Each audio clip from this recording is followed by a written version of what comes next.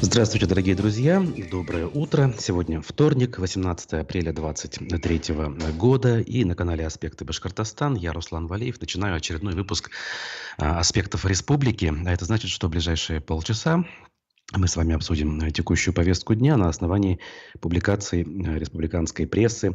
Послушаем фрагмент программы «Аспекты мнений», поделимся собственными мнениями, впечатлениями.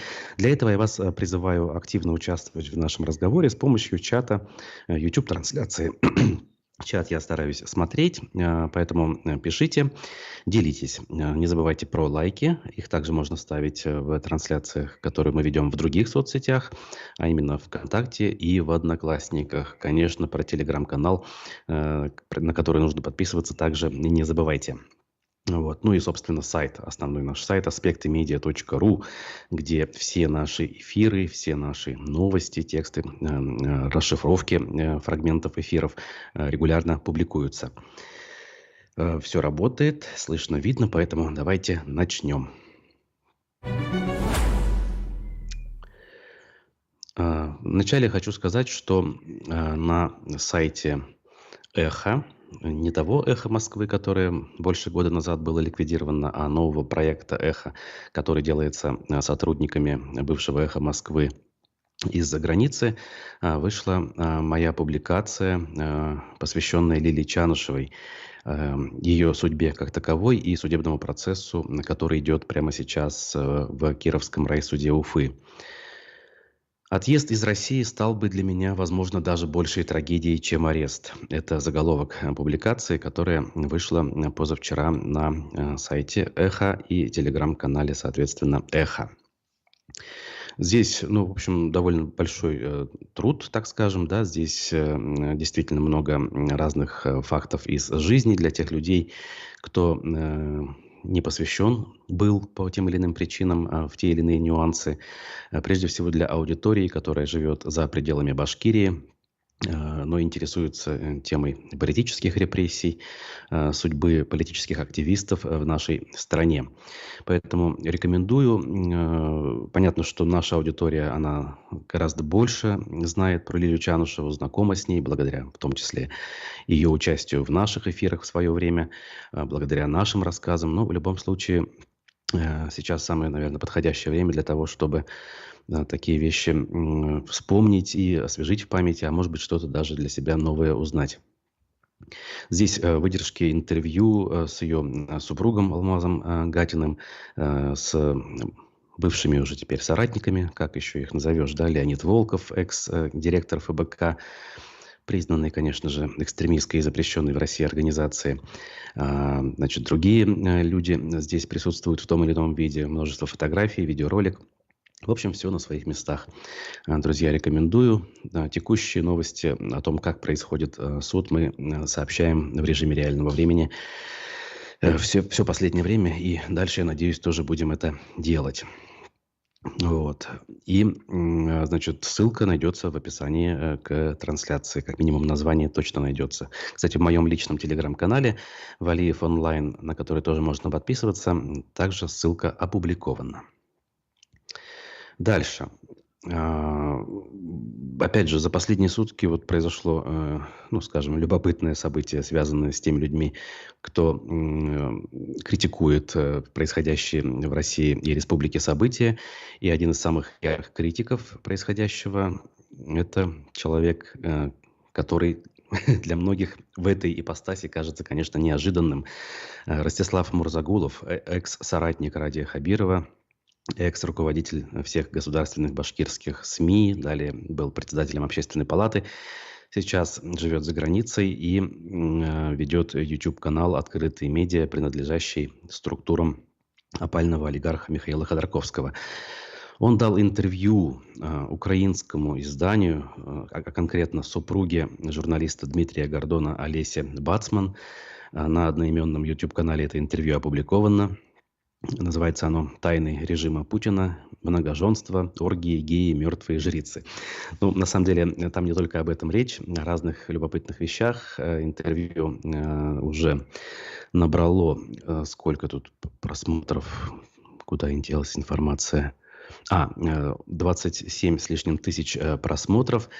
На это отреагировали телеграм-каналы, в частности, некоторые, которые у нас в республике, например, критикуют происходящие события, но не так критикуют, вот как мы пытаемся это делать объективно, а, ну, я не знаю, копают под Ради Хабирова, что ли, при том, что совершенно лояльно относятся к общегосударственной ситуации.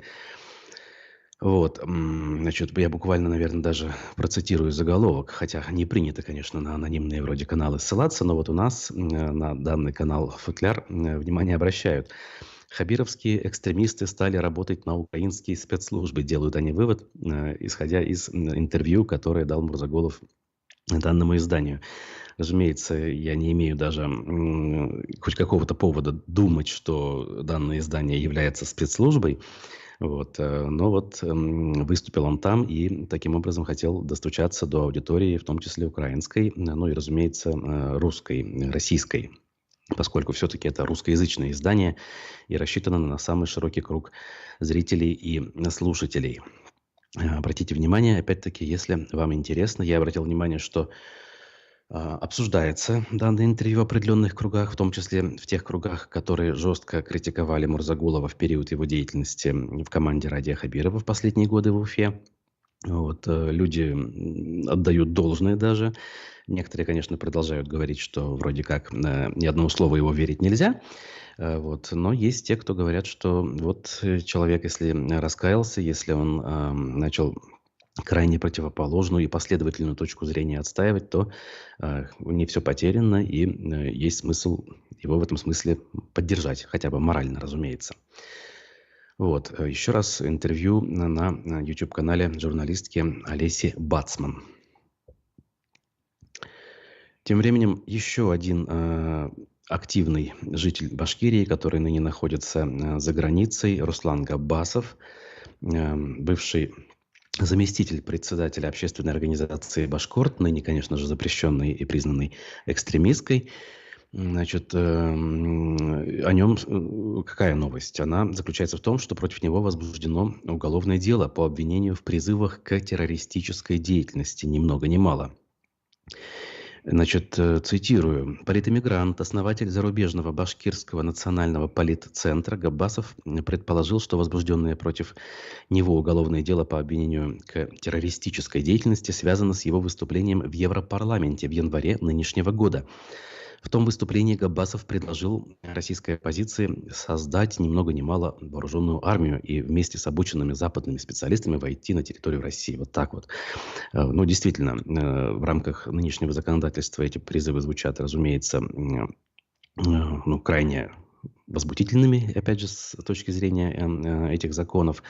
И здесь гораздо больше формально, если подходить, состава преступления, чем среди высказываний и действий многих других преследуемых политических активистов. Ну, как, например, если взять Владимира Карамурзу, журналиста и политика, которому вчера присудили 25 лет колонии за госизмену. В его риторике даже близко ничего подобного не было. Он всего лишь был оппозиционным деятелем и критиковал существующий режим, не призывая к каким-либо таким действиям, связанным с вооруженными какими-то делами. Вот. Но, соответственно, как есть, так есть. Сейчас Габбасов в Евросоюзе, и вот заочно все эти дела возбуждаются. Тут что на этот счет комментируется? В соответствии с заключением специалиста-лингвиста на видеозаписи трансляции Габбасова содержится побуждение в форме призыва к созданию незаконного вооруженного формирования. Это вот фабула такая. Значит, издание раньше сообщало уже, что в начале марта сотрудники ФСБ по Башкирии задержали других башкирских активистов, экс-председателей этой самой организации, в заместителях которых, по сути, числился Габбасов. В частности, это Фаиль Алсынов, многолетний председатель БО «Башкорт», запрещенный и значит, заблокированный, и Ильнар Галин, который выполнял эту функцию в последнее время. В домах Алсынова и Галина были проведены обыски, у них были изъяты мобильные телефоны, компьютерная техника. Телефоны были также изъяты и у матери, а также и брата Руслана Габбасова. Вот. Подробности, в общем, в издании американского сайта «Радио Свобода» есть, и поэтому можете ознакомиться, если хотите узнать какие-либо подробности. Вот такая вот у нас тут, ну, можно сказать, криминальная хроника практически непрерывно звучит, но что поделать, такова наша с вами реальность. Благодарю тех наших зрителей, кто присоединился к чату с поздравлениями, в том числе в мой адрес. Спасибо вам, это очень приятно. Вадим Беляков, Ирина, за добрые слова вас благодарю. Сам двигаюсь дальше к другим новостям, скажем так, нашего региона. Минтранс Башкортостана намерен завершить пилотный проект по внедрению карты Алга. Вот так вот, оказывается. Люди пользуются, кто-то с удовольствием, кто-то не очень, давным-давно. Но оказывается, все это было еще в пилотном режиме. Значит, в документе Минтранса говорится, что задачи пилотного проекта, запущенного аж в июле 2019 года, выполнены. К транспортной системе присоединились 69 перевозчиков, которые оснастили свои автобусы транспортными терминалами, внедрили в том числе оплату картами Алга и банковскими картами. Для этих целей перевозчиками было установлено более 5400 терминалов. До начала года насчитывается более 1 300 000 штук этих самых карт Алга, выпущенных вместе с транспортным приложением «Единая транспортная карта Алга». В том числе 3100 штук для детей, участников СВО. Вот так вот даже выделяется отдельно в пункте, значит, такого рода категория пользователей. Тут я лишь напомню, наверное, от себя, что так называемый пилотный проект подразумевал, что можно его запустить без каких-либо должных процедур, конкурсных каких-то, тендерных и так далее. То есть пилотный проект, он вроде как не требует всех этих условностей, так называемых. И вот, когда уже это все настолько внедрено, что куда-либо деть и как-то изменить невозможно, формальную сторону вопроса отбрасывают, и, конечно же, данный проект продолжает работать. Не хочу сказать, что он плохой. Сама по себе бесконтактная оплата с помощью карты, с помощью безнала, она хороша, это правильно, это работает. Более того, как бы Алга, в принципе, если не брать поначалу сбои, которые были, связанные со скоростью списания денег, в целом неплохо себя показала, в том числе за счет скидок. Опять же, не без вопросов, там, к услуге «Счастливый час», например, но все-таки данная часть так называемой транспортной реформы, она состоялась. Надо отдать должное. Но опять-таки конкретно будем делать выводы с какими-то подноготными нюансами. Мы в программе «Аспекты городской среды» с Олегом Арефьевым, которая, я напомню, выходит по пятницам в 11 часов утра. Еще одна новость из «Коммерсанта». Довольно показательная. В 2022 году в рамках республиканской адресной инвестпрограммы не было освоено 3 миллиарда 400 миллионов рублей. Вообще, в этом году объем бюджетных инвестиций в эту программу составил более 31 миллиарда. Из них из республики 17,8 миллиарда, из федерального 13,7. Значит, объем освоенных средств 27,1 миллиарда, это 86%. По сравнению с 2021 годом денежный вклад в капитальные инвестиции вырос в 1,8 раза, когда объем бюджетных инвестиций составил, это годом ранее получается, 18,7. В общем, цифр много, но тут важно, что вот 3,4 не освоено, и возникает вопрос. Почему так происходит?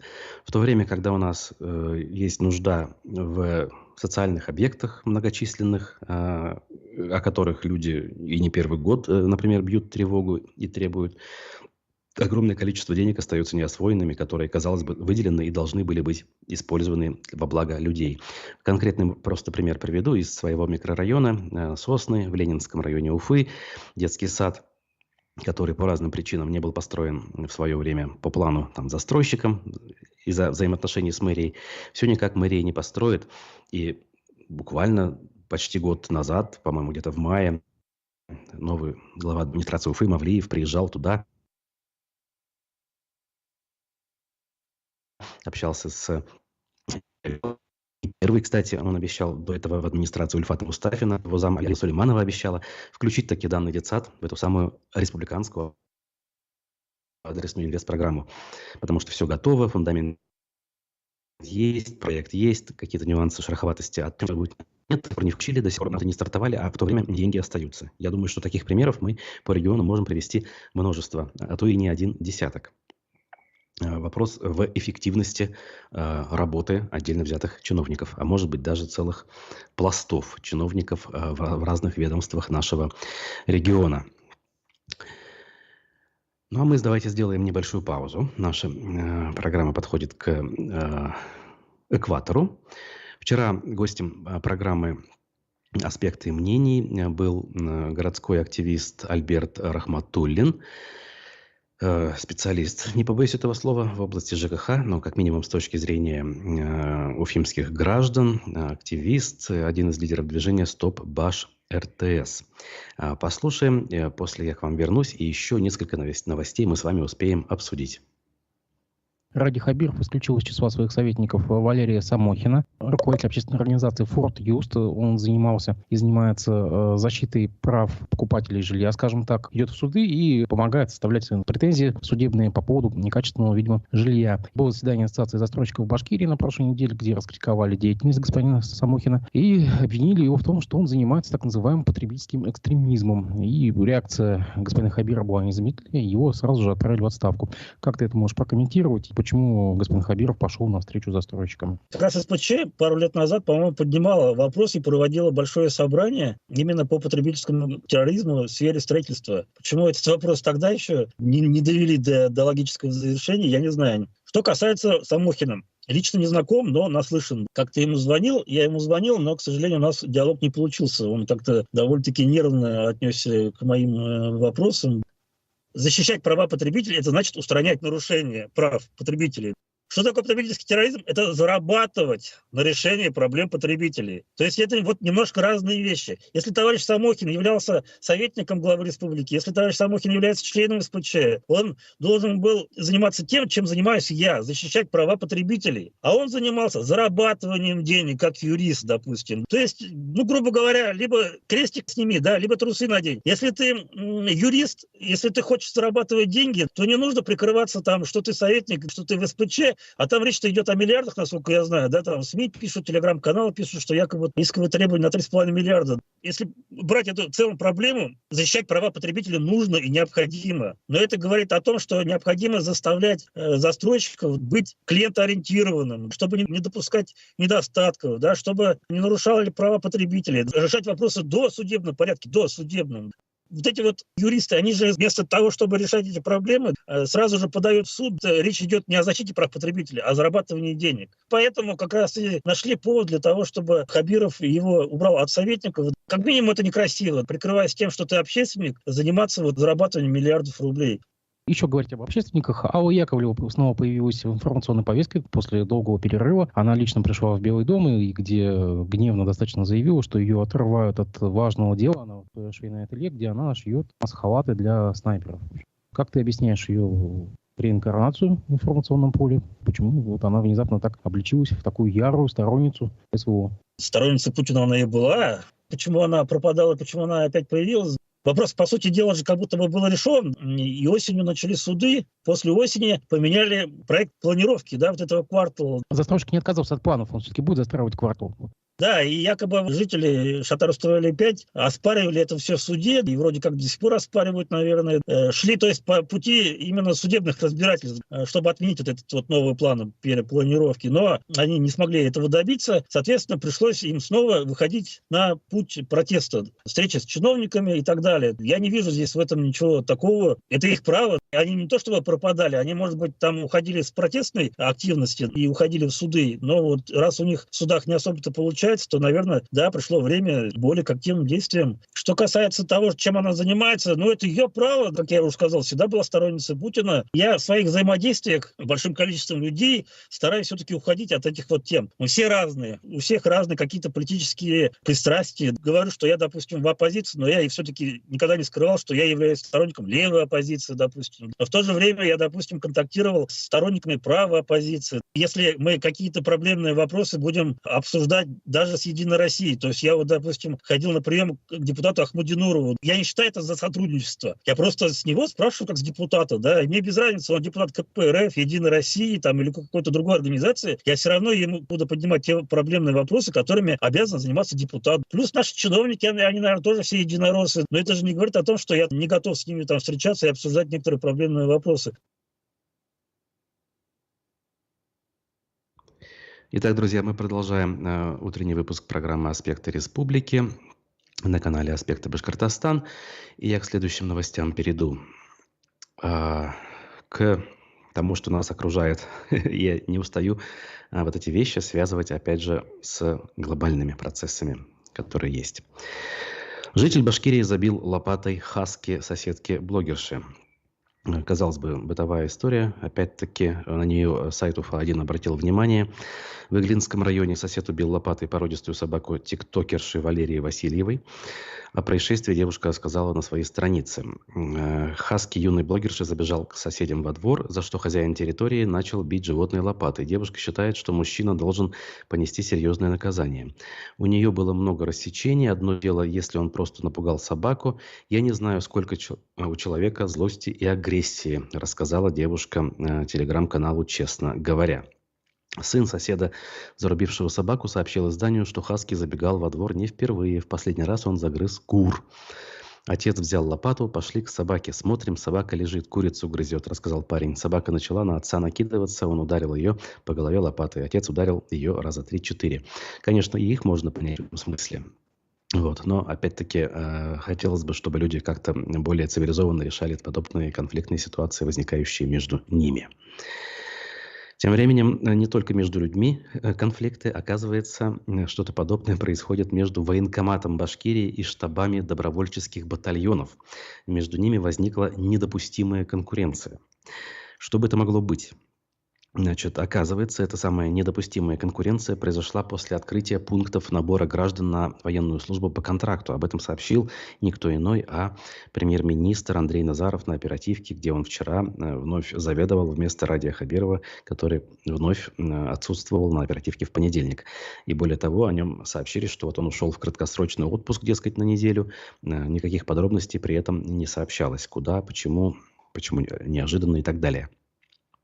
Назаров отметил, что общая задача – победить и поддержать наших земляков, которые готовы пойти в добровольческие батальоны, либо просто по контракту. То есть неважно, как идут, лишь бы шли. И дальше его цитата. «Замечены случаи случайной конкуренции военкоматов с нашими штабами, которые наши земляки организовали для сбора добровольческих батальонов. Это недопустимо. Здесь важно организовать работу так, чтобы это было содействие, а не какие-то разговоры недопустимые», сказал он, при этом подробности не озвучив.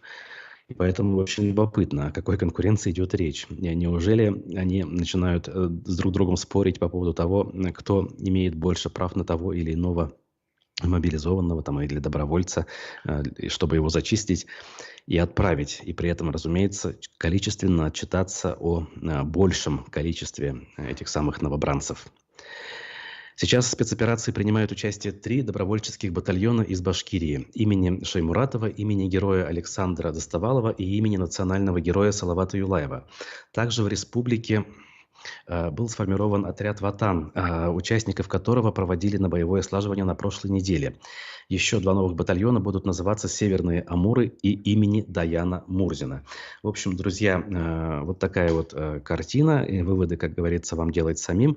Вот, а я вам должен рассказать, что за этим будет интересно понаблюдать, как минимум, в дальнейшем. Значит, также любопытная информация со страниц Медиакор сети.